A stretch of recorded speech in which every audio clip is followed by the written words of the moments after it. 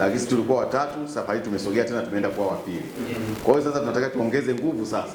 Kama tulitoka watatu tumekuja wa pili, maana yake tunatarajia mwaka unaofuata tuonekane tumekuwa wa kwanza kwenye kundi la hospitali za wilaya.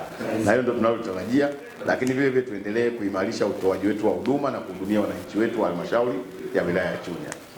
Asanteni sana na hongereni sana kwa hilo. 29 mwezi wa 4 ilikuwa siku ya afya ya kitaifa. Kwa hiyo tulihudhuria maadhimisho yalikuwa Kibiti mkoa wa Pwani. Tulihudhuria. Mgeni rasmi alikuwa waziri wa afya Mheshimiwa Mchengero. Kwenye yale maadhimisho kulikuwa na mashindano ya usafi wa mazingira kama leo fanyika mwaka jana na mwaka huu yanafanyika kila mwaka. Kwa hiyo tukawa washindi namba 2 hospitali za wilaya kitaifa kati ya hospitali 167 ambazo zilishinda. Kwa hiyo sasa tumefanya vizuri zaidi. Mwaka jana tulikuwa washindi namba 3, kwa mwaka huu tumekuwa washindi namba 2 hospitali za wilaya. Kwa hiyo tukaona tuje tukukabidhi cheti.